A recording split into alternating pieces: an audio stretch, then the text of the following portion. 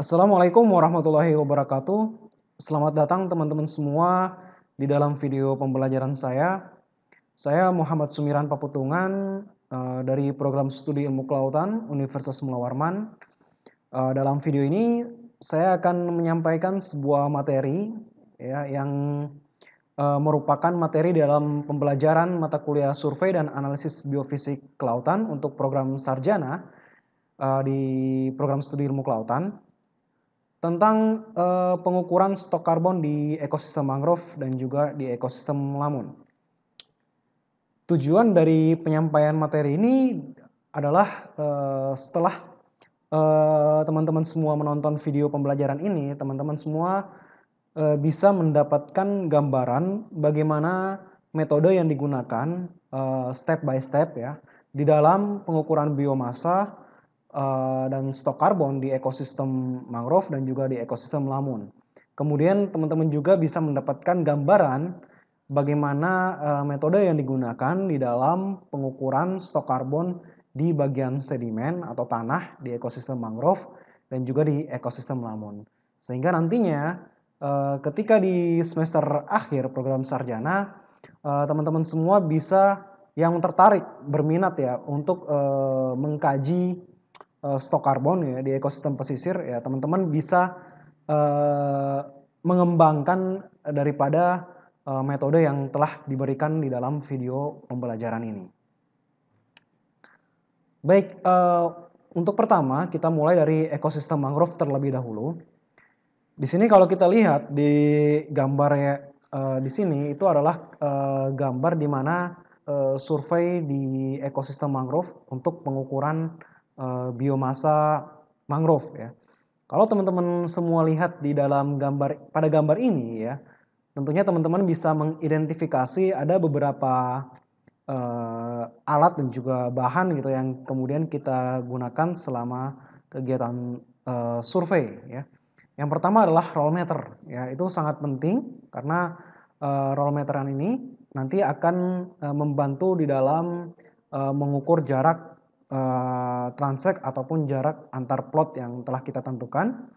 Kemudian di situ juga ada selebaran ya dan alat tulis di mana selebaran atau lembaran-lembaran kertas itu adalah format data yang telah kita siapkan ya sebelum ke lapangan yang perlu kita isi selama di lapangan. Nah, kemudian dan tidak lupa juga harus membawa alat GPS ya. GPS ini sangat penting karena GPS ini nantinya yang akan mengarahkan kita kepada titik stasiun ataupun plot yang telah kita tentukan sebelumnya ya sebelum kegiatan survei di mana kita telah menentukan titik stasiun berdasarkan tujuan penelitian kita. Nah, nantinya dengan GPS ini akan membantu mengarahkan kita kepada titik stasiun tersebut. Kemudian GPS ini juga nanti bisa membantu di dalam perekaman data koordinat stasiun lapangan yang kita teliti atau yang kita monitoring. Dengan GPS kita bisa memarking ya atau menandai koordinat lokasi di mana tempat yang menjadi pengambilan data di area mangrove ini. Begitu juga nanti dengan di area ekosistem lamun, sehingga nantinya kalau misalnya kita ingin kembali mengadakan kegiatan survei ataupun monitoring pada lokasi yang sama, maka kita tinggal mengarahkan saja pada menggunakan GPS ya, kita tinggal mengarahkan pada koordinat yang telah kita marking sebelumnya ya, pada kegiatan survei sebelumnya yang telah kita marking dan juga telah kita save koordinatnya. Ya, kemudian sebelum ke lapangan alangkah baiknya memang kita perlu menentukan lokasi stasiun dan juga bagaimana desain plot pengambilan data kita. Penentuan stasiun pengambilan data di ekosistem mangrove maupun di ekosistem lamun itu bisa kita tentukan melalui studi literatur ya terhadap lokasi area studi yang kita minati ya, ataupun juga bisa menggunakan data citra ya baik itu dari Landsat ya ataupun citra lainnya ya yang menyediakan data mangrove ya. Dan juga bisa menggunakan aplikasi Google Earth ya. Kemudian kita bisa memplotting menentukan titik-titik stasiun pada aplikasi Google Earth tersebut. Nah, dalam penentuan stasiun dan plot mangrove ini sendiri, itu terdapat dua metode untuk menentukan bagaimana kita akan melakukan kegiatan survei di ekosistem mangrove.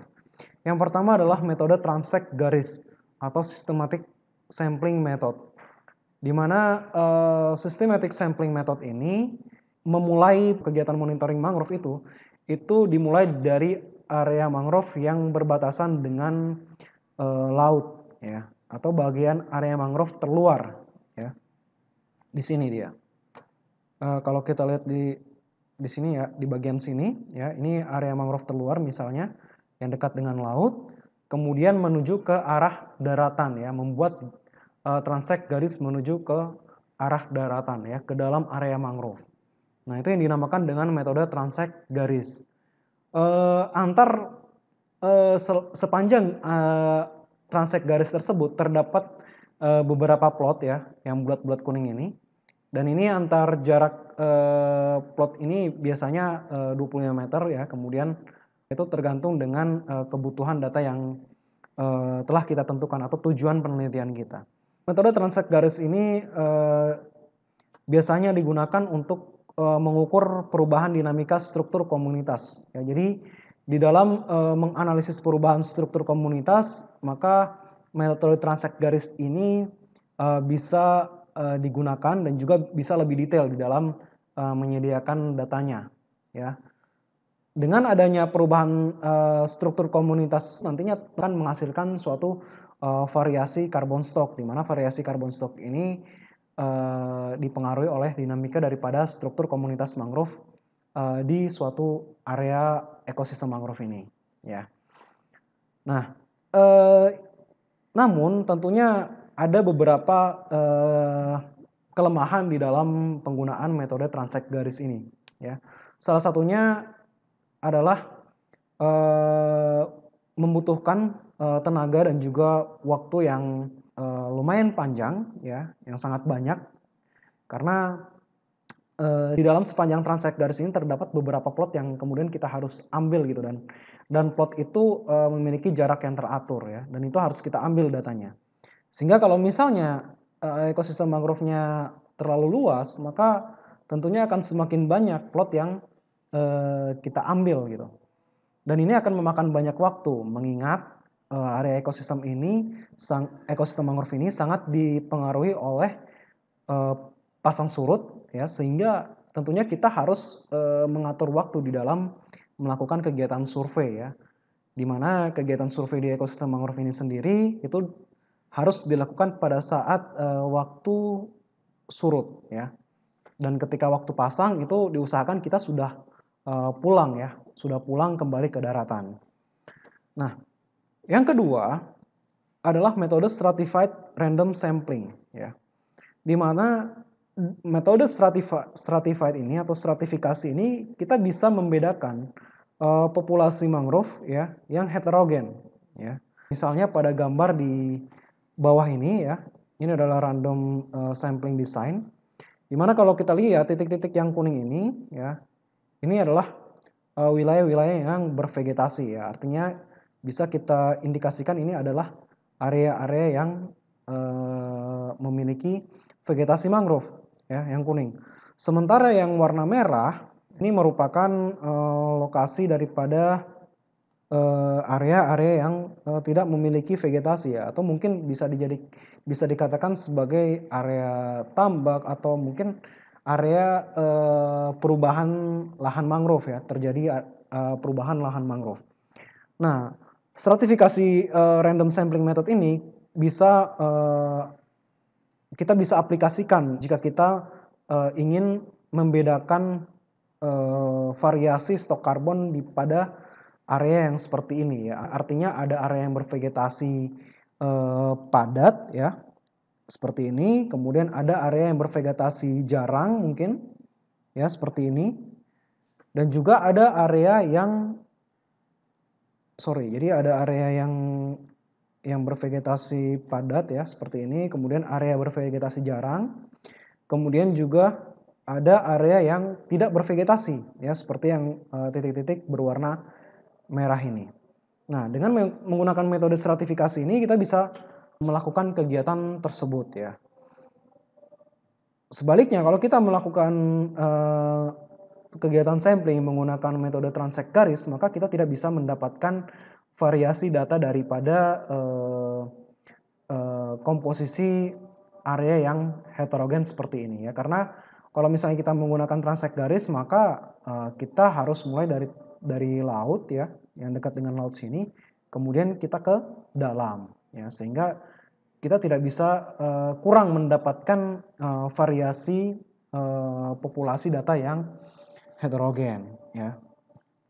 Kemudian dengan menggunakan stratifikasi sampling, random sampling ini juga kita bisa membagi kawasan ekosistem mangrove itu menjadi beberapa strata atau beberapa stasiun ya. Misalnya ada yang area mangrove yang jarang ya. Kemudian ada area mangrove yang cukup padat dan juga ada area mangrove yang padat ya. Sehingga itu juga dari situ juga kita bisa mendapatkan nilai variasi daripada nilai carbon stock yang akan kita ukur ya.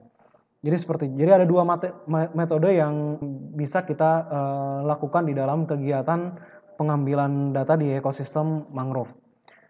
Nah, kelebihan daripada stratified random sampling ini ya, selain kita bisa menentukan titik-titik pengambilan stasiun sesuai dengan tujuan penelitian kita, ya, dengan stratified random sampling juga kita bisa menentukan ya, ketika di lapangan itu kan tentunya tidak seperti yang kita harapkan gitu ya, seperti yang misalnya kita telah memetakan seperti ini ya area sampling kita di lapangan.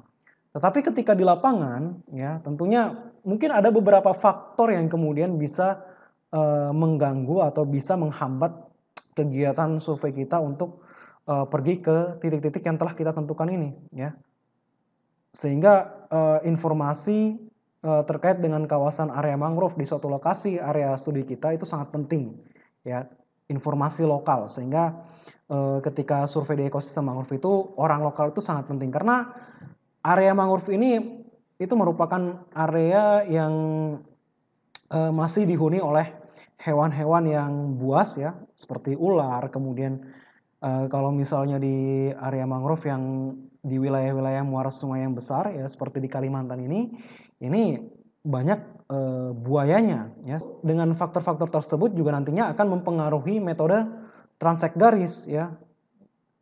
Ya, sehingga bisa saja dalam kita menentukan transek garis seperti ini ya, yang sudah kita tentukan, kemudian tiba-tiba ketika di lapangan ternyata ya ada faktor-faktor yang kemudian menghambat ya kita mengambil data pada plot kedua atau ketiga ya, sementara plot pertama telah kita ambil. Nah, sehingga alangkah baiknya kemudian kita bisa menggunakan metode yang kedua, yaitu stratifikasi random sampling ya. Dengan random sampling ini kita bisa lebih leluasa di dalam menentukan titik pengambilan data. Kemudian juga kita bisa menyesuaikan dengan keadaan faktor lingkungan di lapangan. Jika terdapat beberapa hambatan yang belum kita bisa duga sebelumnya. Nah, jadi setelah kita menentukan bagaimana teknik yang harus kita gunakan di dalam mengambil data di area mangrove, apakah menggunakan metode systematic sampling atau stratified sampling, maka kemudian kita menentukan bentuk daripada transek per plot untuk pengambilan data kita. Ada dua bentuk pilihan transek. Yang pertama adalah transek persegi seperti ini, ya. Kemudian dengan ukuran 10 kali 10 meter, ya. Dan juga dengan transek lingkaran seperti ini dengan radius 7 meter. Di dalam pengambilan sampel stok karbon yang direkomendasikan itu adalah menggunakan bentuk transek dengan bentuk lingkaran seperti ini dengan radius 7 meter. Di mana radius 7 meter ini, titik tengah yang berada di pusat lingkaran ini adalah merupakan lokasi daripada titik pengambilan sampel sedimen. Ya. Kemudian dengan radius 7 meter ini kita mengambil data-data sampel biomasa. Nah, kemudian untuk eh, wood debris transect di sini tidak akan saya berikan materinya karena materi yang saya berikan di sini ini fokus pengukuran stok karbon pada mangrove atau biomasa mangrove yang masih hidup, artinya yang masih dalam bentuk tegakan pohon ya. Bukan dalam bentuk serasa ataupun pecahan kayu. Tetapi ini juga penting untuk diukur, nanti teman-teman juga bisa melihat dari referensi yang akan saya kasih di akhir video ini. Kemudian selanjutnya di dalam radius 7 meter ini terdapat radius 2 meter di sini untuk mengambil sampel pohon ya dengan ukuran kurang dari 5 cm diameter batang pohon ya. Termasuk di dalam ini adalah semai. Kita lanjut ke pengukuran biomasa mangrove ya. Jadi pengukuran stok karbon di ekosistem mangrove itu ada dua ya, yaitu pada stok karbon di bagian biomasa dan juga stok karbon di bagian sedimen. Nah, kita akan membahas dulu bagaimana pengukuran di biomasa mangrove dan juga di biomasa lamunya nantinya. Kemudian kita akan pindah ke bagaimana metode yang digunakan di dalam pengukuran pengukuran stok karbon di bagian tanah ataupun sedimen. Oke, jadi biomasa mangrove itu diukur dari setiap tegakan mangrove yang terdapat di dalam sebuah plot ya. Jadi di dalam suatu stasiun atau suatu strata itu tentunya terdapat beberapa plot pengambilan data ya yang bisa menggunakan transect garis tadi ataupun bisa menggunakan stratified sampling method ya. Nah, dari setiap plot itu kemudian kita harus mengukur biomasa pada setiap tegakan mangrove. Biomasa ini terbagi menjadi dua, yaitu ada biomasa atas, yaitu bagian batang atau above ground mangrove, maupun pada biomasa akar atau biomasa bawah, ya disebut sebagai below ground.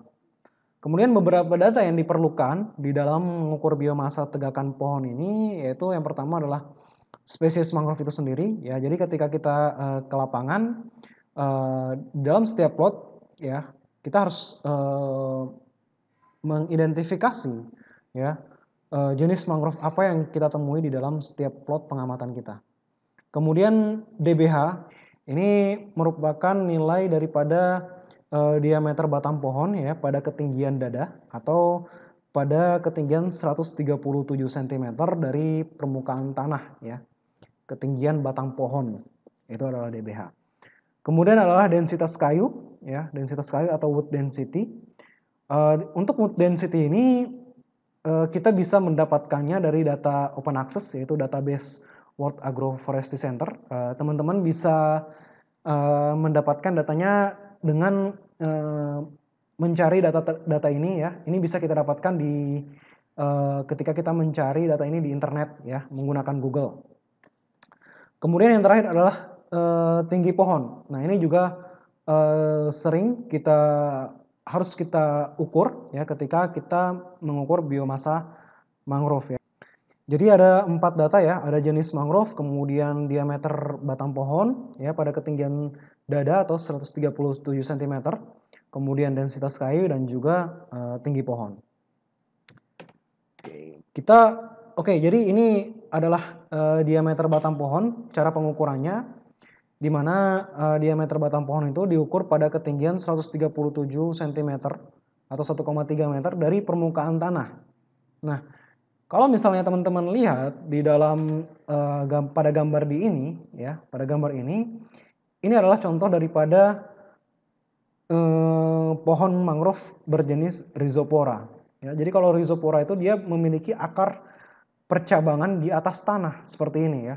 Maka di dalam menentukan diameter batang pohon atau DBH itu kita harus mengukurnya pada batas antara percabangan batang dengan bagian akar mangrove. Nah, dari sini baru kemudian kita tarik 137 cm atau ya sekitar 1,3 meter dari percabangan ini kemudian ke atas ya. Dan disinilah yang kemudian kita mengukur diameter batang pohon. Cara mengukur diameter batang pohon itu adalah menggunakan meteran jahit ya. Kemudian kita mengukur lingkaran pohon ya atau girth average height ya, atau GBH. Nanti dari GBH itu kemudian kita bisa mendapatkan nilai daripada DBH ya, menggunakan persamaan ini ya.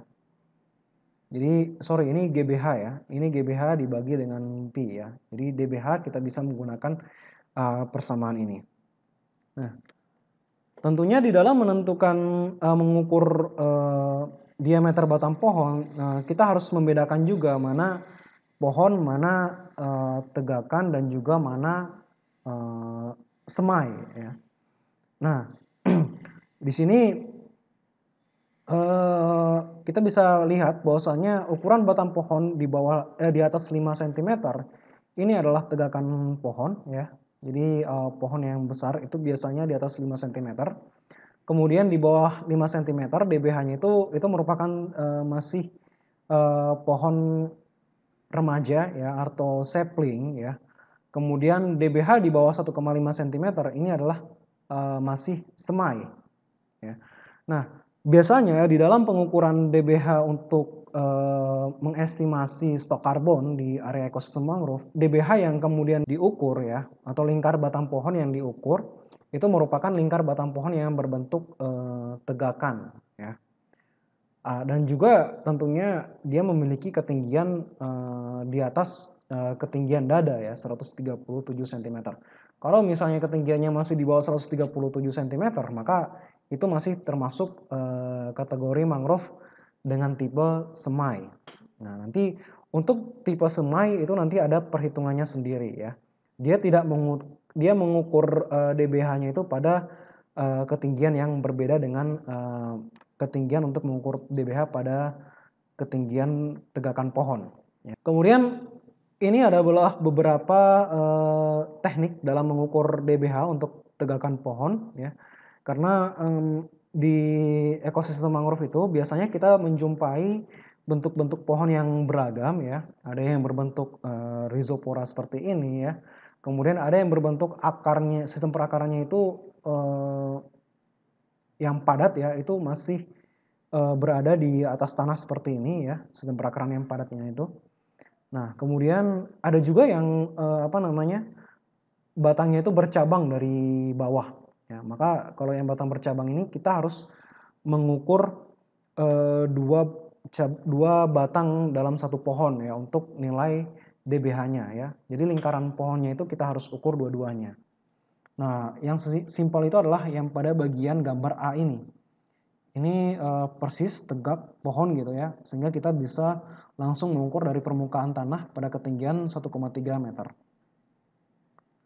Kemudian pada gambar B juga sama, hanya berbeda lereng permukaan tanahnya ya.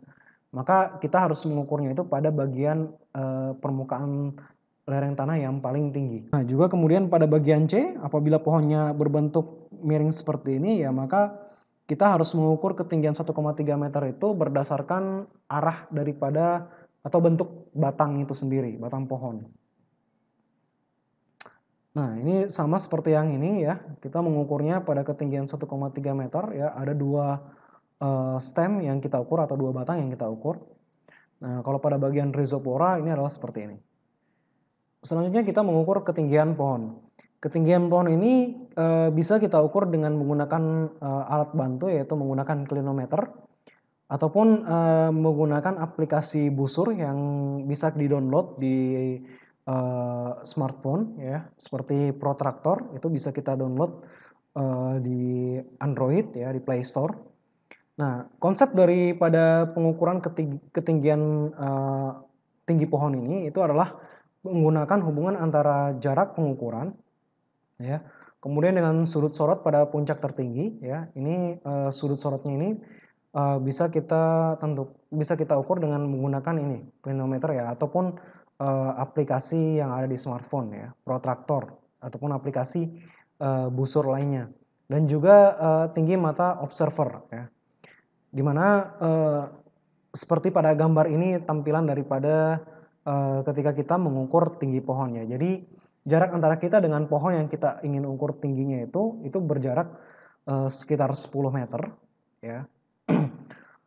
Kemudian juga kita harus mengukur itu nilai D-nya ya. Kemudian kita harus mengukur nilai H0-nya, yaitu ketinggian mata kita ya. Ketinggian mata kita dari permukaan tanah. Itu kita harus ukur. Kemudian juga yang kita ukur adalah nilai ini ya, nilai setanya atau nilai sudut sorot pada puncak tertinggi pohon terhadap ketinggian pengamatan ya atau ketinggian mata kita.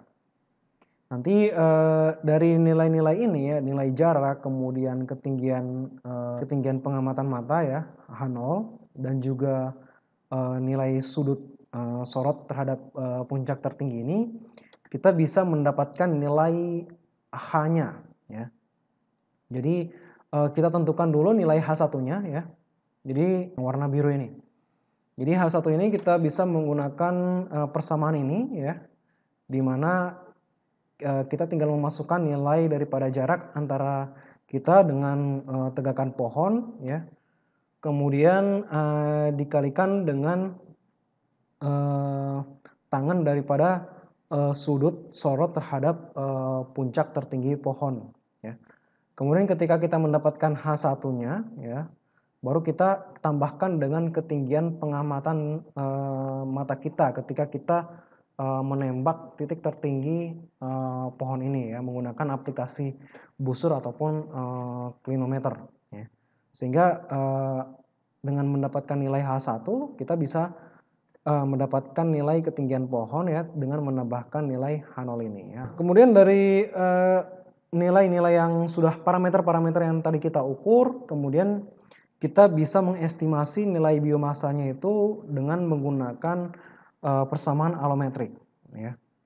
Jadi persamaan alometrik ini sudah tersedia ya di dalam beberapa literatur ya yang bisa kita gunakan ya dengan hanya memakai nilai-nilai parameter struktur komunitas yang telah kita ukur tadi, yaitu ada nilai lingkaran batang pohon ya dan juga diameter batang pohon dan juga tinggi pohon ya. Jadi kalau kita lihat dari gambar ini ya, ini adalah beberapa contoh persamaan alometrik untuk menghitung biomasa mangrove dari beberapa jenis mangrove ya. Jadi ada tipe Avicennia, ada tipe Bruguera, dan juga ada tipe Rhizopora, ada tipe Soneratia.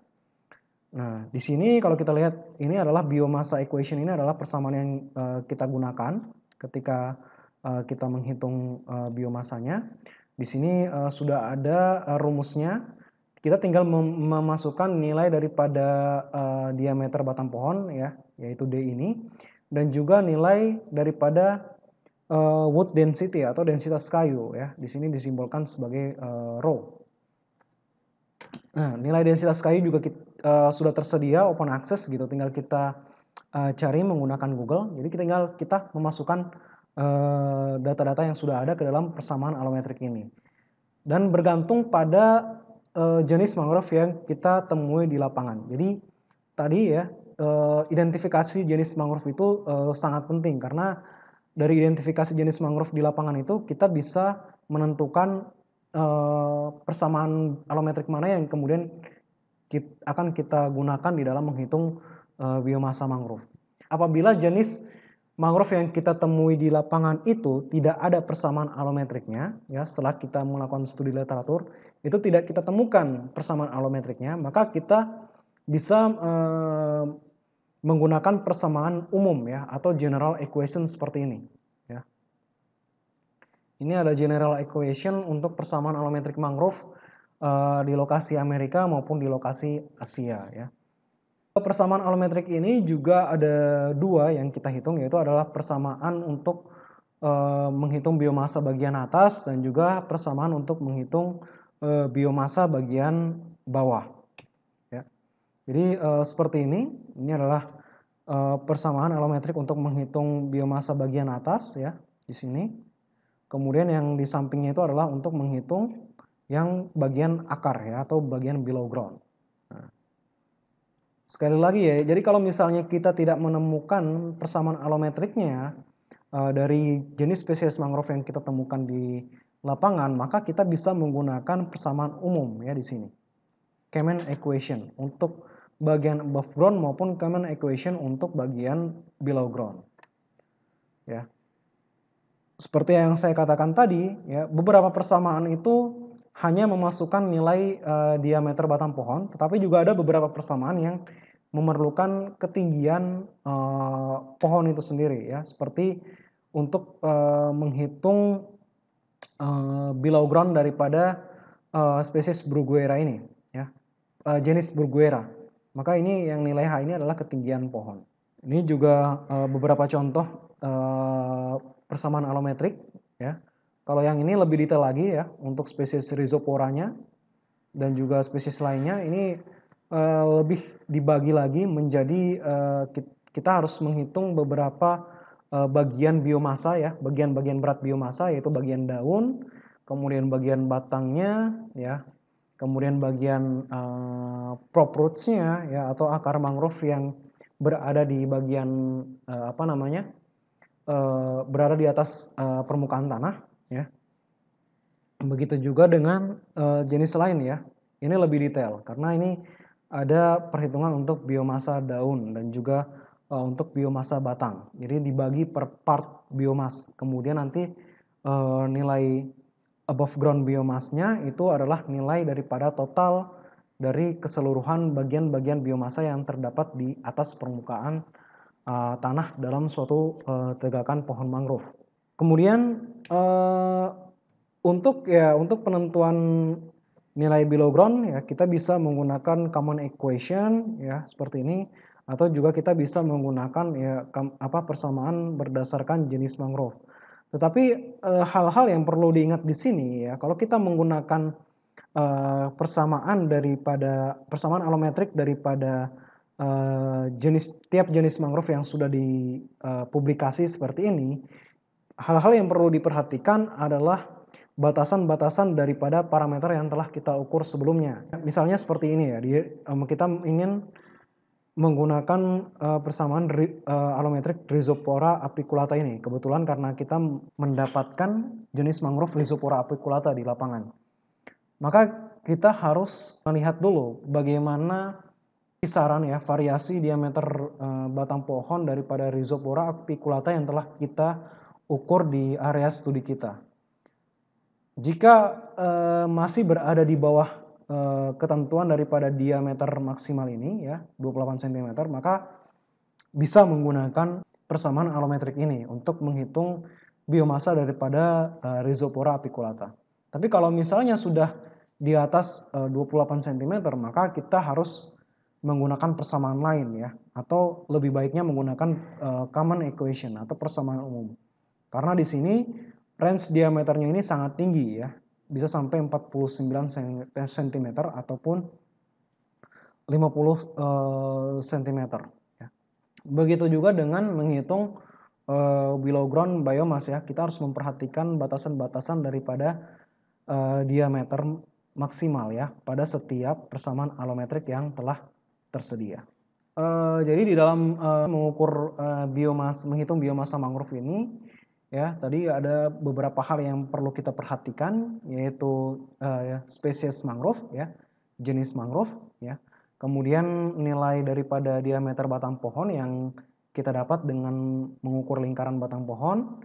Kemudian juga ketinggian batang pohon yang kita perlu ukur ya. Tapi kalau misalnya kita menggunakan persamaan alometrik yang tidak memerlukan ketinggian pohon ya nilai ketinggian pohon itu tidak perlu kita ukur ketika di lapangan ya. Ketika kita hanya ingin menghitung nilai biomasa mangrove. Bagaimana dengan bagian semai ya seperti yang ada pada gambar ini ya. Di sini kita bisa melihat bahwasanya ketinggian semai itu tentunya lebih kecil dibandingkan lebih pendek ya, tentunya dibandingkan dengan tegakan pohon.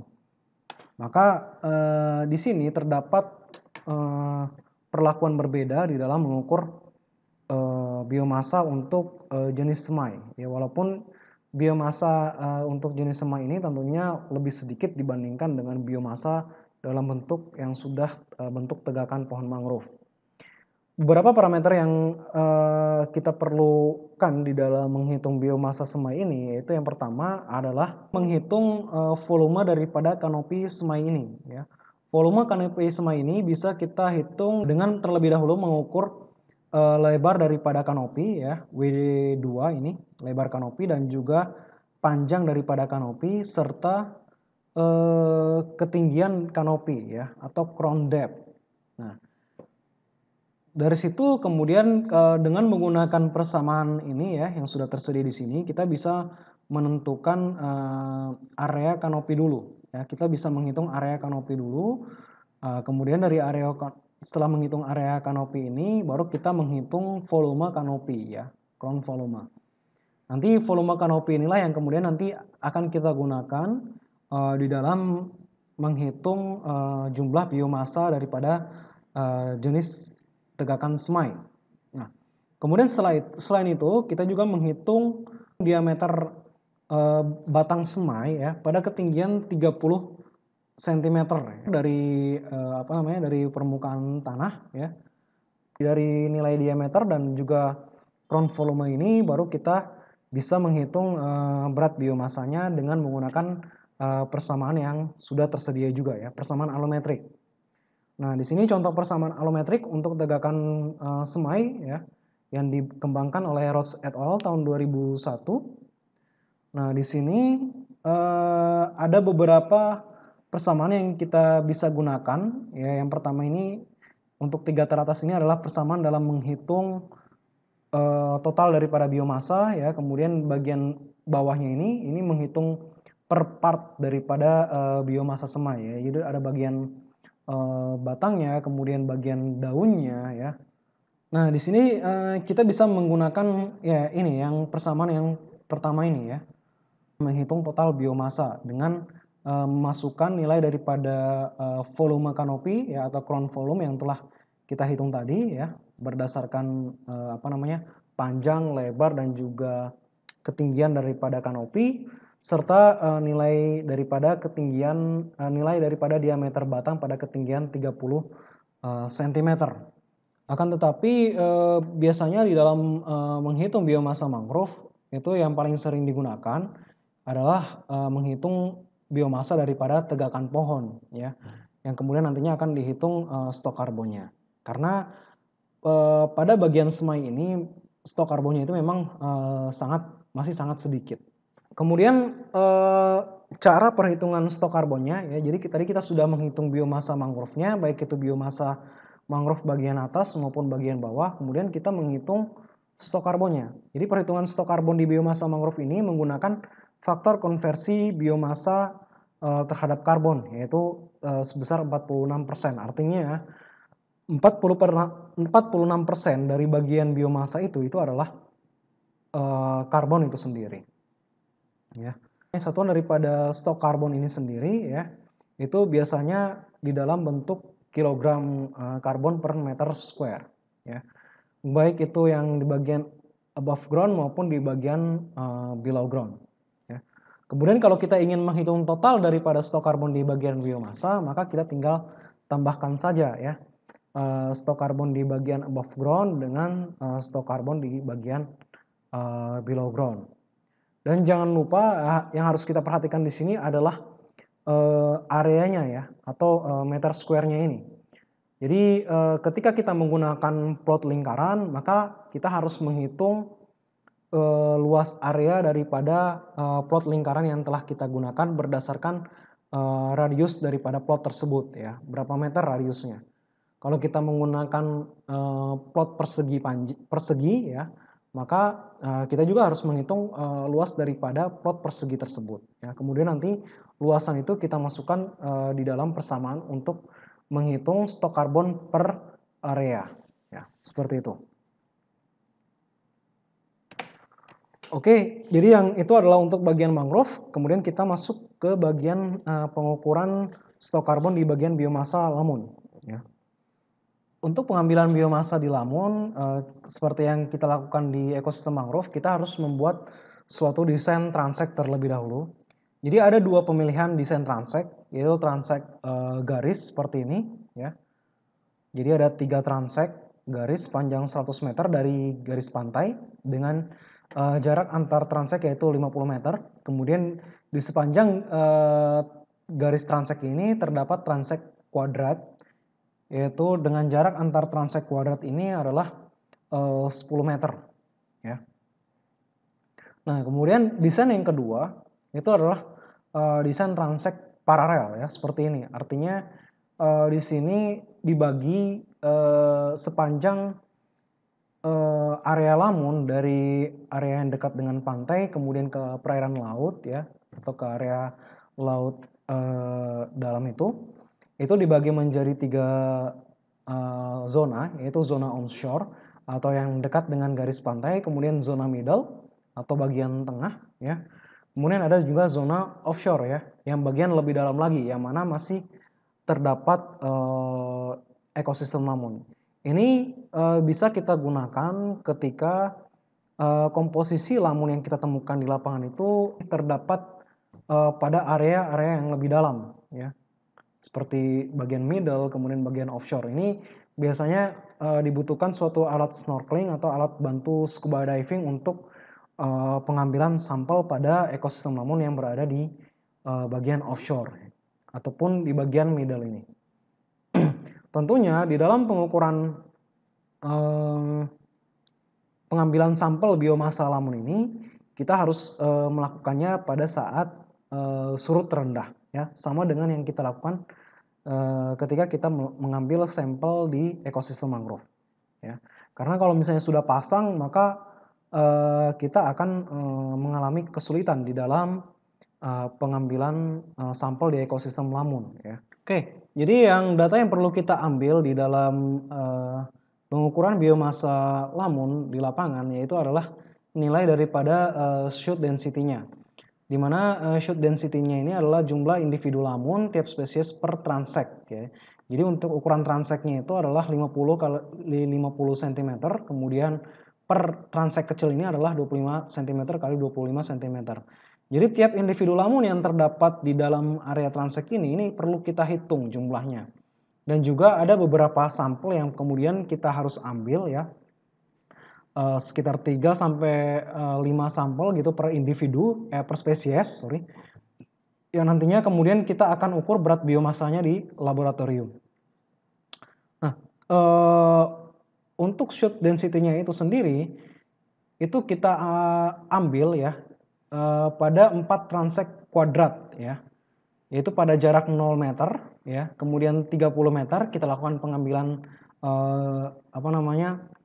shoot density-nya, kemudian pada jarak 60 meter dan 90 meter dalam 100 meter transek garis yang sudah kita pasang di awal. Jadi sampel dari 4 transek kuadrat ini harus kita ambil, kemudian nantinya kita analisis di laboratorium. Tentunya tidak semua individu kita ambil ya, hanya beberapa saja yang kita ambil ya, sekitar 5 individu per spesies, 3 sampai 5 individu per spesies.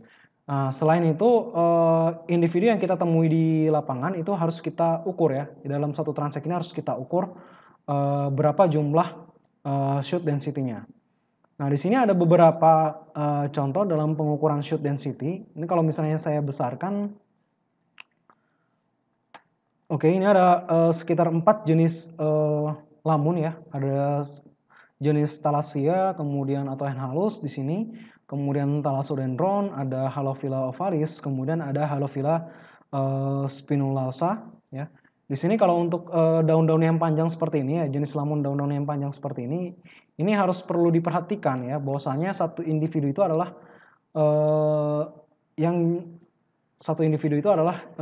yang seperti ini ya, dimana ditentukan daripada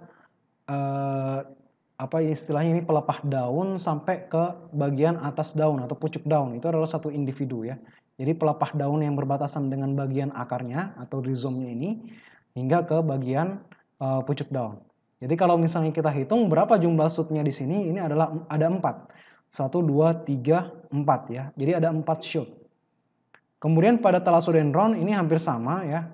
Jadi kita harus kita harus menghitung satu individu itu berdasarkan batang daripada lamun ini ya. Jadi secara vertikal ke atas ya. Jadi ini satu individu ya, kemudian ini satu individu ya, ini batangnya bercabang seperti ini kita hitung menjadi 2 individu ya, sesuai dengan jumlah percabangan ya, 2 individu. Kemudian yang ini adalah individu yang keempat. Jadi total ada 4 individu dari gambar Thalassodendron ini. Nah, kalau misalnya yang bentuknya seperti ini ya, untuk jenis Halophila ya, ini sama ya, kita harus mengukur secara vertikal ke atas ya, daripada komposisi individu lamun itu sendiri ya, dari batang hingga ke daun ya. Jadi kalau misalnya kita hitung di sini, ini adalah 1, 2, 3, 4, 5, 6 ya, 6 vertikal 6 vertikal batang dan juga daun lamun yang kemudian dihitung menjadi 6 shoot ya. Sama juga seperti jenis Halophila yang lain ya, Halophila ovalis. Ini terdapat percabangan juga di pada bagian rizoma ini ya, untuk ada percabangan 2 batang gitu ya. Ini tiap batangnya dihitung sebagai satu individu ya, atau satu shoot ya. Sehingga di sini ada 1, 2, 3, 4 1, 2, 3, 4, 5, 6 ya. Ada 6 shoot di sini. Oke, seperti itu. Jadi itu contoh daripada menghitung shoot density-nya atau individu daripada lamun yang terdapat pada area 1 transek garis ini. Dan jangan lupa untuk ukuran transek itu harus dicatat ya, karena kita nantinya kita akan ukur hitung ya, berapa jumlah individu dari tiap spesies dari suatu area transek ini. Oke. Nah, kemudian yang kedua, untuk pengambilan sampel biomasa lamun itu kita menggunakan core dengan diameter 10 sampai 25 cm dan panjang core-nya itu 40 cm. Ini untuk panjang core 40 cm ini harapannya kita bisa mengambil biomasa lamun hingga ke bagian akarnya. Ya. Kemudian dengan diameter 10 sampai 25 cm ini, jadi minimal yang terambil adalah 5 shoot ya, dari setiap spesies yang ada di lapangan. Dan untuk pengambilan sampel biomasa lamun dengan menggunakan core ini diambil di samping daripada garis daripada transek kuadrat yang telah kita pasang. Jadi kalau transek kuadrat telah kita pasang di sini, maka biomasa yang kita ambil itu adalah di bagian luar transek ini, ya, bagian luar transek. Nah, nantinya biomasa sampel lamun inilah yang kemudian nanti akan kita analisis di laboratorium. Jadi coringnya ini ya kita celupkan ke dalam, kemudian kita masukkan ya. Ketika dimasukkan, ini biasanya di sini ada bagian penutupnya ya, penutup core. Ini kemudian kita tutup ya, agar dia dalam kondisi vakum ketika diangkat. Nah, pada saat diangkat kemudian mencapai permukaan air seperti ini, maka kita harus menyiapkan wadah yang ada bolong-bolongnya seperti ini, atau istilahnya apa ya, mesh bag, bukan mesh ya. Yang penting dari wadah ini kita bisa kemudian bisa menghilangkan sedimennya, karena sedimennya ini kita tidak perlukan di dalam mengukur karbon pada biomasa lamun ya. Untuk bagian sedimen itu adalah bagiannya itu terpisah sendiri nantinya. Jadi core yang kita gunakan di sini ini adalah core yang kita gunakan untuk mengambil mengambil biomasa lamun ya. Nanti sedimennya ini dibersihkan, kemudian bagian akar lamun ya, bagian rizoma dan juga bagian batang dan daun lamun ini yang kemudian nantinya kita akan bawa ke laboratorium untuk dianalisis lebih lanjut. Jadi di laboratorium itu ya, hal yang perlu kita lakukan adalah mencuci daun lamun ya, dan juga bagian akarnya. Jadi bagian dedaunan dan juga bagian akar itu harus kita pisahkan ya, karena ini adalah bagian biomasa atas atau above ground, namun ini adalah bagian biomasa bawah atau below ground.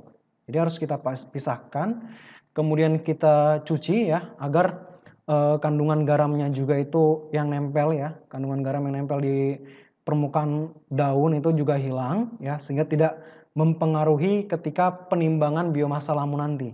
Dan juga kita harus membersihkan daun lamun apabila di daun lamun ini terdapat epifit ya, semacam organisme kecil ya yang menempel di permukaan daun ya, yang warna putih-putih seperti ini. Ini harus kita hilangkan ya, karena yang kita ukur di sini ini adalah stok karbon dan juga biomasa pada ekosistem lamun ya, sehingga pada organisme lamun, sehingga organisme lain itu tentunya kita harus hilangkan jika ada yang terdapat pada dedaunan lamun seperti ini.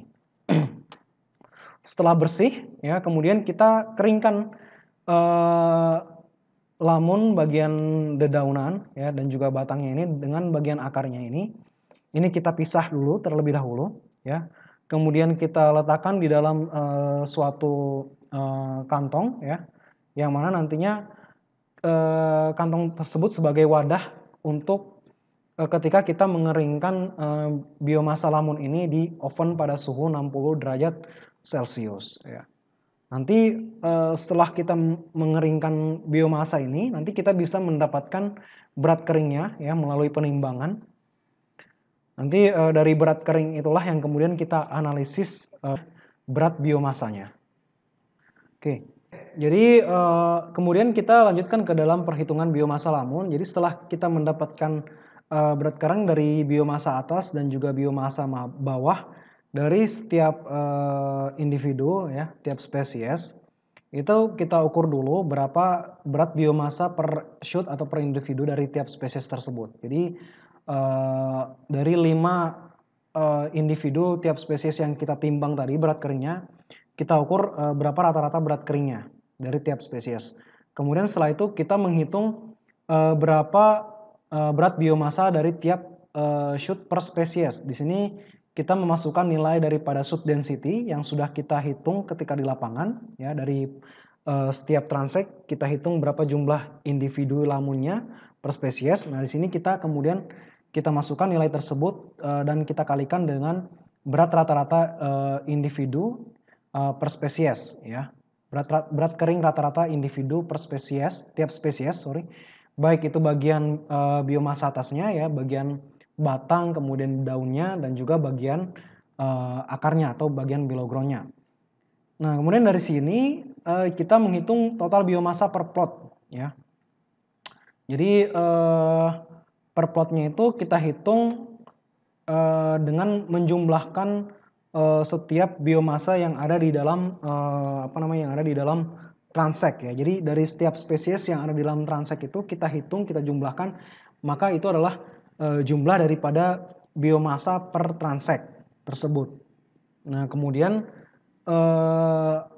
setelah itu kemudian kita jumlahkan dari tiap transek dari satu transek garis ya, dari tiap transek kuadrat per satu transek garis tadi itu kita hitung berapa total biomasanya, kemudian nanti kita rata-ratakan dengan jumlah transek. Kemudian untuk pengukuran stok karbon ini ada beberapa metode ya, beberapa pendekatan metode dalam perhitungan stok karbon di lamun. Jadi berbeda dengan perhitungan stok karbon untuk biomasa di mangrove, kita tinggal menggunakan persamaan alometrik, kemudian kita tinggal menggunakan faktor konversinya ya. Untuk bagian lamun ini sendiri, ini ada beberapa metode. Yang pertama adalah menghitung konsentrasi karbon organik secara langsung. Artinya kita menggunakan alat ya, kemudian memasukkan biomasa lamun, sampel biomasa lamun yang sudah kita analisis ya sebelumnya pada alat tersebut. Itu yang pertama. Yang kedua adalah menghitung stok karbon menggunakan faktor konversi biomasa karbon. Nah, ini sama dengan yang kedua, ini sama metodenya dengan metode perhitungan stok karbon di biomasa mangrove. Jadi untuk menghitung konsentrasi karbon organik secara langsung ini bisa menggunakan elemental analyzer atau juga bisa menggunakan pendekatan pengukuran total organic matter ya, atau total kandungan bahan organik dari biomasa sampel lamun tersebut ya, menggunakan metode loss on ignition. Kemudian nantinya dari hasil metode tersebut, metode LOI ini ya, kemudian dikonversi menjadi persen karbon. Nah, di sini tentunya pemilihan metode sangat penting ya. Ini dan pemilihan metode ini sangat berkaitan dengan ketersediaan biaya di dalam penelitian stok karbon di ekosistem lamun ini sendiri. Ya, karena misalnya biaya yang kita miliki sedikit, maka kita hanya bisa menggunakan yang kedua ini saja ya. Metode yang kedua yaitu menggunakan faktor konversi ya, dengan justifikasi bahwasanya keterbatasan biaya tadi itu. Tapi kalau misalnya biaya penelitian kita cukup banyak ya, kita bisa menggunakan elemental analyzer ataupun loss on ignition ya. Jadi ini adalah salah satu contoh metode LOI atau loss on ignition, yaitu nama alatnya adalah furnace ya, di mana nantinya sampel lamun itu akan dibakar di dalam alat ini pada suhu tertentu ya.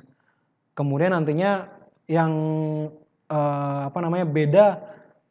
beda antara berat sebelum ditimbang ya dari sampel lamun, kemudian setelah ditimbang berapa selisih beratnya itulah yang kemudian nanti akan dikonversi menjadi persen karbon menggunakan persamaan ini ya, menggunakan persamaan ini, conversion factornya. Jadi yang diukur di dalam furnace ini, yang dibakar di dalam furnace ini adalah kandungan bahan organiknya yang dibakar. Sehingga nantinya ketika selesai dibakar itu, maka kandungan bahan organik dari lamun tersebut itu sudah habis. Maka nanti ketika ditimbang selisih antara sebelum dibakar dengan timbangan setelah dibakar itu adalah persentase daripada kandungan bahan organik yang terdapat pada sampel biomasa lamun. Nanti dari situ baru kita gunakan persamaan conversion factor ini untuk menentukan berapa persentase daripada karbon organik yang terkandung di dalam biomasa tersebut.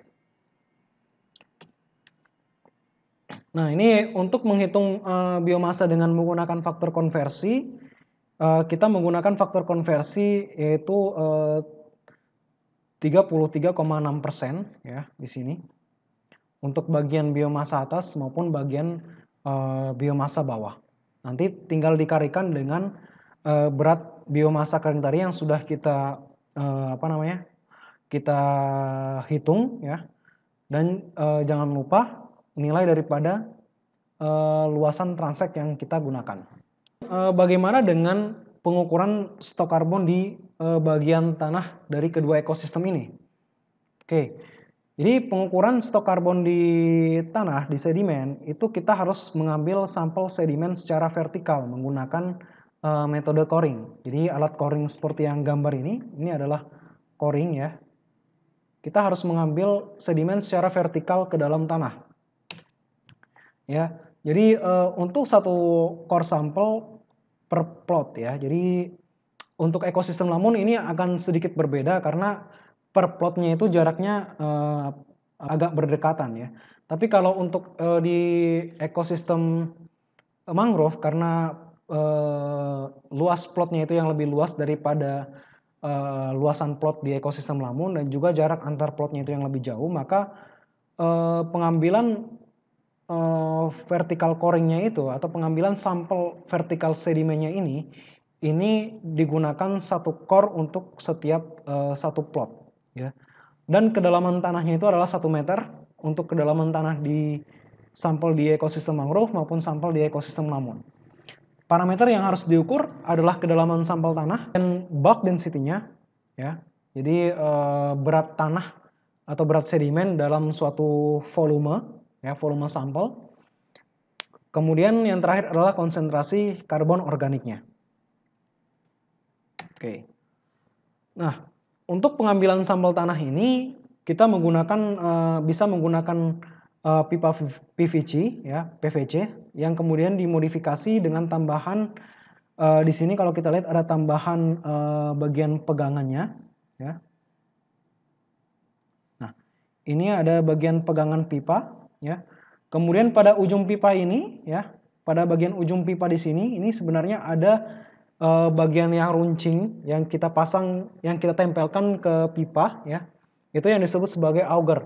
Fungsinya itu adalah untuk memotong akar-akar yang ditemui oleh pipa ketika masuk ke dalam tanah. Ya, sehingga memudahkan penetrasi pipa secara vertikal untuk mengambil sampel tanah pada kedalaman 1 meter ya. Oke, jadi ini adalah pegangannya ya. Ini pegangan pipa. Ini ini bisa dibuat sendiri ya. Baik ini juga bisa dibuat sendiri ya. Jadi kita tinggal membeli bahan pipa PVC-nya ini. Pipa PVC ya. Oke. Dan untuk pengambilan sampel ini harus dilakukan sebanyak 3 orang ya, seperti ini, 3 orang minimal ya, karena membutuhkan tenaga ketika memasukkan pipa ke dalam tanah maupun ketika menarik pipa kembali ke permukaan. Nah, untuk di ekosistem lamun ini beberapa penggunaan alat bantu itu diperlukan seperti palu dan juga alat selam, karena ekosistem padang lamun itu keberadaannya itu berada di bawah permukaan air, artinya dia terendam ya. Kemudian struktur tanahnya juga yang cenderung lebih kasar dibandingkan struktur tanah mangrove ya. Jadi kalau misalnya teman-teman pergi ke mangrove dan pergi ke lamun itu pasti akan berbeda struktur tanah yang teman-teman injak ya. Yang di ekosistem lamun ini agak sedikit cenderung kasar ya. Artinya pasirnya itu agak sedikit lebih banyak dibandingkan dengan pasir yang ada di struktur tanah di ekosistem mangrove. Sehingga penggunaan alat berat seperti palu ya untuk mengetuk si pipanya itu sangat diperlukan agar pipanya ini bisa masuk ke dalam tanah ya. Dan juga untuk penggunaan alat scuba ya, karena beberapa jenis lamun itu ada yang terdapat di dalam kedalaman 3 sampai 6 meter ya. Sehingga alat scuba sangat diperlukan ketika mengambil sampel sedimen secara vertikal seperti ini ya. Bahkan di dalam laut pun alat berat ya seperti palu ini masih digunakan ya agar pipanya itu bisa masuk ke dalam tanah ya atau dalam sedimen untuk mengambil sampel tanah secara vertikal. Kemudian yang tidak lupa diperhatikan adalah interval kedalaman sampel daripada sampel vertikal tanah yang sudah kita ambil. Jadi tadi seperti yang saya katakan sebelumnya bahwasanya sampel tanah yang diambil untuk mengukur stok karbon itu adalah pada kedalaman 100 cm ya. Artinya dari permukaan sampai kedalaman 100 cm atau 1 meter ya kedalamannya.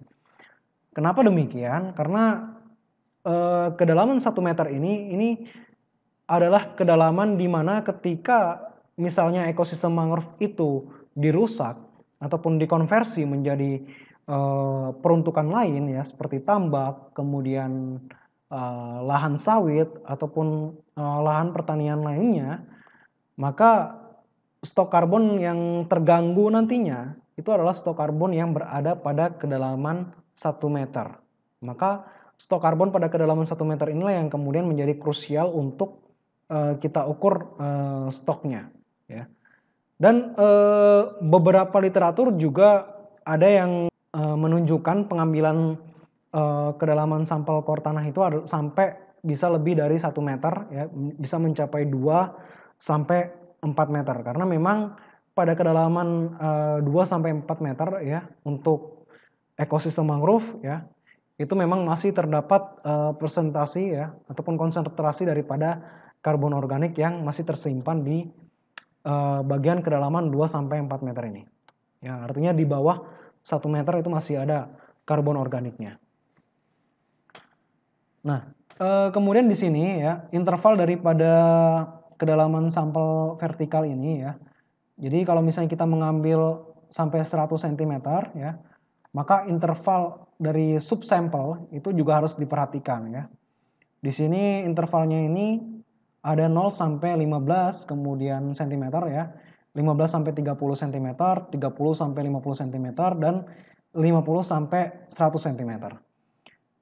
Di sini untuk mengukur interval ini bisa menggunakan meteran jahit ya. Jadi ketika sedimen kita ambil ya seperti ini, nah sampel sedimen kita ambil seperti ini, maka ini kita harus ukur ya berapa interval sampelnya ya. Itu sebagai subsampel ya. Interval sampelnya harus kita ukur. Bisa menggunakan penggaris ataupun meteran jahit ya. Kemudian ini juga ya, berapa yang diukur. Jadi nantinya dari subsampel ini kita bisa melihat variasi daripada konsentrasi karbon organik terhadap kedalaman sampel tanah. Ya. Seperti itu. Dan juga pengambilan subsampel ini juga nanti bisa digunakan untuk analisis parameter-parameter lain selain parameter karbon. Akan tetapi ya, hal yang perlu diperhatikan adalah ketika kita memperbanyak subsampel kita ya, artinya misalnya di sini subsampelnya kita bagi per 5 cm dari permukaan sampai 100 cm ya, maka akan semakin banyak subsampel yang akan kita kerjakan di laboratorium dan juga akan semakin besar biaya analisisnya. Nah, ini harus makanya di sini harus diperhatikan ya, daripada ketersediaan dana untuk penelitian dan juga tujuan daripada penelitian. Jika tujuan penelitiannya ini hanya untuk menghitung stok karbon, maka interval sampel seperti ini bisa digunakan. Oke, jadi ketika sampel dikeluarkan ya, ini langsung kita pisahkan ya antar subsampelnya ya berdasarkan interval sampel yang kita tentukan ya. Kemudian ini bisa kita pisahkan di lapangan ya secara langsung maupun bisa kita pisahkan di daratan ya. Dan ketika sampel dipisahkan, ini sampelnya bisa langsung kita masukkan ke dalam suatu wadah ya. Seperti ini ya, wadah plastik ya. Ataupun dimasukkan ke dalam aluminium foil ya, seperti ini. Jadi fungsinya ya ketika kita dan juga ketika setelah dimasukkan ke dalam wadah seperti ini, kemudian jangan lupa kita simpan di dalam cool box yang sudah kita isi dengan es pack ya ataupun es batu ya. Fungsinya untuk mendinginkan sampel sedimen agar proses dekomposisi bahan organik pada sampel sedimen ini yang dilakukan oleh mikroorganisme yang masih ada di sampel sedimen ini proses dekomposisinya itu berjalan dengan lambat atau meminimalisir ya proses dekomposisi yang terjadi. Karena kalau misalnya kita tidak jaga pada suhu yang dingin, ya artinya pada suhu ruang atau terlalu hangat suhunya pada saat kita simpan sampel sedimen ini, maka nantinya proses dekomposisi akan terjadi dengan lebih cepat ya. Penyimpanan sampel sedimen ketika dibawa dari lapangan menuju ke laboratorium untuk dianalisis, itu harus kita jaga dalam kondisi dingin dengan menempatkan es pack ataupun es batu di dalam cool box ini ya. Sehingga suhu di dalam cool box ini kita usahakan berada pada suhu 4 derajat Celcius atau di bawahnya. Kemudian ketika di laboratorium, maka sampel sedimen tersebut itu harus segera kita keringkan ya pada suhu 60 derajat Celcius dengan menggunakan oven seperti ini ya. Dan juga jangan lupa ditaruh wadah dengan menggunakan cawan Petri ya seperti ini. Nanti dari hasil daripada sampel sedimen yang sudah kering, ini biasanya 1 sampai biasanya 2 hari ini kering ya, tergantung dengan kadar air yang ada di dalam sedimen ini ya. Nanti kalau ketika sudah kering ya, ini ketika sudah kering sampel sedimennya, kemudian kita gunakan untuk menghitung nilai bulk density-nya ya dengan satuan gram per cm kubik. Untuk sentimeter kubiknya ini ya, volumenya ini kita dapatkan dari volume coring yang kita gunakan. Jadi ukuran daripada diameter pipa PVC yang kita gunakan tadi itu harus dicatat ya. Jadi jangan sampai kita lupa mencatat ukuran daripada diameter pipa PVC yang ataupun diameter coring yang kita gunakan ketika mengambil sampel vertikal tanah ataupun sedimen di ekosistem mangrove maupun di ekosistem lamun. Karena nilai tersebutlah yang kemudian nanti akan digunakan dalam menghitung nilai bulk density ini. Ya.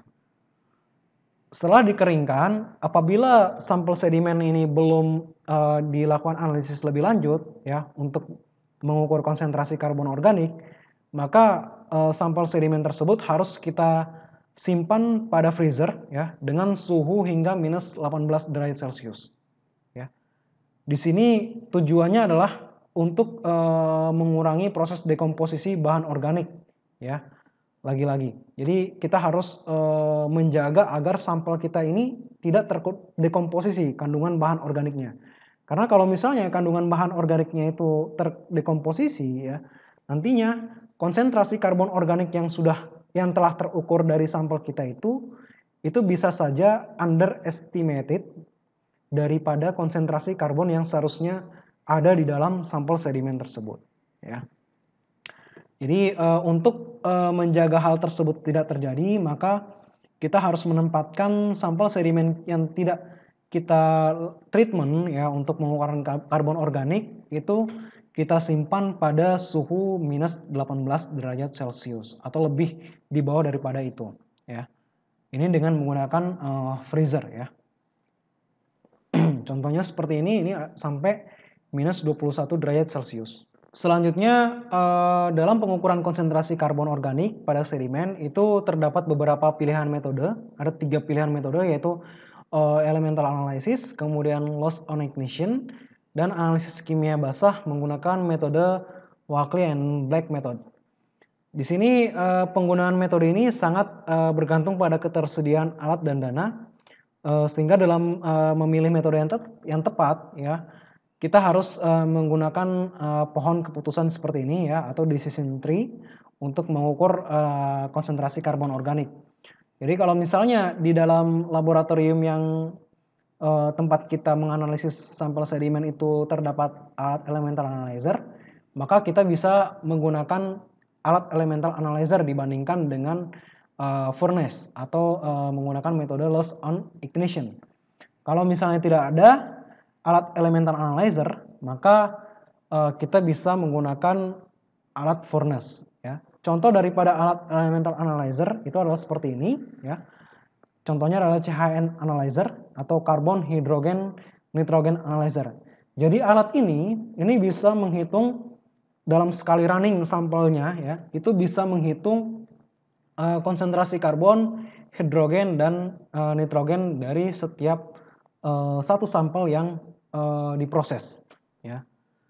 Jadi alat ini sangat baik ketepatan pengukurannya ya dibandingkan dengan menggunakan loss on ignition ataupun metode analisis kimia basah. Dan jadi seperti ini ya sampelnya dimasukkan ke dalam alat ini ya, dimana itu sudah terdapat sampel sedimen ya. Jadi sampel sedimen kita yang dianalisis itu tidak banyak ya, hanya sebesar 0,1 gram dari setiap subsampel yang sudah kita ambil tadi, subsampel sedimen yang telah kita ambil tadi.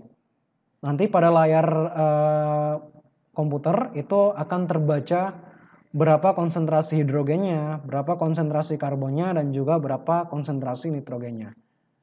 Dan ini satu proses, dan satu proses itu dia bisa merunning beberapa puluh sampel. Jadi sangat praktis alatnya. Ya. Oke, kemudian balik lagi ke sini ya, ke pohon keputusan ini. Jadi kalau misalnya ada alat elemental analyzer, ya, baiknya menggunakan alat tersebut, ya. Kemudian perlu kita teliti lagi ya, apakah sampel kita itu mengandung karbonat atau tidak. Nah, Jadi karbonat di sini ini biasanya berasal dari sisa-sisa cangkang organisme yang ada di lokasi sampling kita, ya, baik di mangrove maupun di lamun, ataupun juga bisa berasal dari pecahan-pecahan karang. Itu biasanya kita temukan di ekosistem lamun, karena ekosistem lamun ini jarak dengan ekosistem terumbu karang itu sangat dekat, ya, keberadaannya. Maka kita harus melakukan semacam sub penelitian, ya, untuk menentukan apakah sampel kita ini ada unsur karbonatnya atau tidak ada unsur karbonatnya. Kenapa karbonatnya ini harus kita hilangkan? Karena karbonat ini merupakan bagian daripada karbon anorganik. Sementara stok karbon yang kita ukur di sini ini adalah sementara stok karbon yang kita ukur di sini ini adalah stok daripada karbon organik yang merepresentasikan karbon yang diserap oleh ekosistem mangrove maupun ekosistem lamun dari atmosfer, ya. Kemudian tersimpan di sedimen, ya. Baik itu dari akumulasi karbon organik yang berasal dari biomasa mangrove maupun biomasa lamun, maupun karbon organik yang berasal dari daratan yang terbawa oleh aliran sungai. Jadi sehingga karbonatnya itu harus kita hilangkan, ya. Cara menghilangkan karbonat ada beberapa metode. Salah satunya adalah menggunakan larutan asam klorida atau HCl, ya, dengan konsentrasi kepekatan yang tidak terlalu pekat, ya. Jadi yang encer, ya. Karena kalau misalnya terlalu pekat itu malah akan menghilangkan konsentrasi, malah akan mendestruksi bahan organik yang ada di sedimen. Ya, jadi kalau misalnya tidak ada sampel karbonat, tidak ada kandungan karbonatnya, maka kita bisa langsung merunning sampel kita pada alat elemental analyzer, sehingga kita bisa menghasilkan berapa persentase karbon organik dari tiap sampel yang kita running. Jika ada, maka kita perlu itu tadi melakukan analisis lebih lanjut, ya, menggunakan larutan asam untuk menghilangkan karbonatnya. Kemudian kalau misalnya tidak ada alat elemental analyzer, maka kita bisa menggunakan alat furnace, ya, ataupun bisa juga menggunakan metode kimia basah yang relatif lebih murah dan juga alatnya itu mudah ditemukan, ya. Biasanya di laboratorium tanah itu ada alatnya. Oke. Ketika kita sudah menghitung konsentrasi karbon organik, ya, maka kita bisa menghitung stok karbon di tanah dengan menggunakan nilai konsentrasi karbon organik dan juga nilai daripada bulk density yang sudah kita hitung sebelumnya, ya. Jadi densitas karbon di tanah atau soil carbon density ini atau stok karbon dari suatu volume, ya, volume tanah dari sampel yang telah kita ambil tadi itu dihitung dengan menggunakan perkalian dari bulk density dikalikan dengan konsentrasi karbon organik dari tiap subsampel yang sudah kita analisis tadi, ya. Kemudian dari sini, dari soil carbon density ini, kemudian kita hitung berapa stok karbon per interval sampel tanah. Ya, jadi kalau tadi ini masih dalam bentuk volume, sekarang dalam bentuk satuan luas, ya, atau per area daripada subsampel tanah yang sudah kita ambil, ya, per interval sampel tanah yang sudah kita ambil. Nah, di sini kita harus mengalikannya dengan kedalaman interval subsampel tadi, ya. Jadi kalau misalnya tadi di awal itu interval kedalamannya adalah 15 cm, nah maka untuk konsentrasi stok karbon di sini, ya, maka kita kalikan dengan 15 cm, ya. Kemudian selanjutnya kalau misalnya di sini kedalaman intervalnya adalah 20 cm, maka konsentrasi karbon yang sudah kita ukur pada subsampel bagian sini, ini kita kalikan dengan 20 cm, ya, kedalaman subsampel itu sendiri. Kedalaman interval subsampel. Nanti dari perhitungan ini kemudian kita bisa mendapatkan jumlah stok karbon per area ya, atau per luasan area ya. Kemudian setelah itu, tapi ini masih per interval ya, tapi masih per apa namanya, per subsampel ya.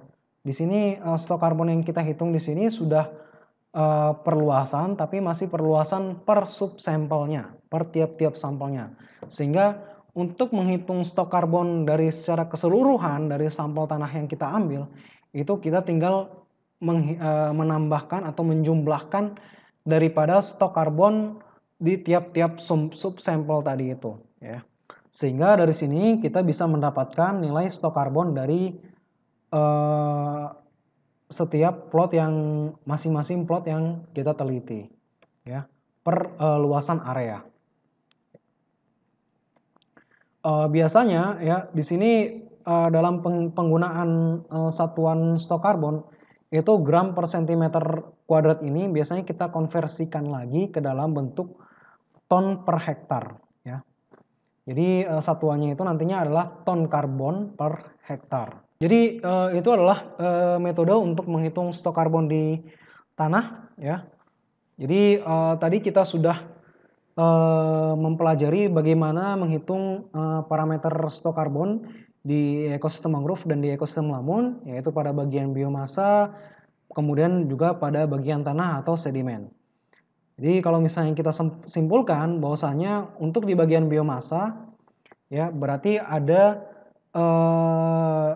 dua bagian yang perlu kita hitung stok karbonnya, yaitu bagian biomasa atas atau above ground dan juga bagian biomasa bawah atau pada bagian akar.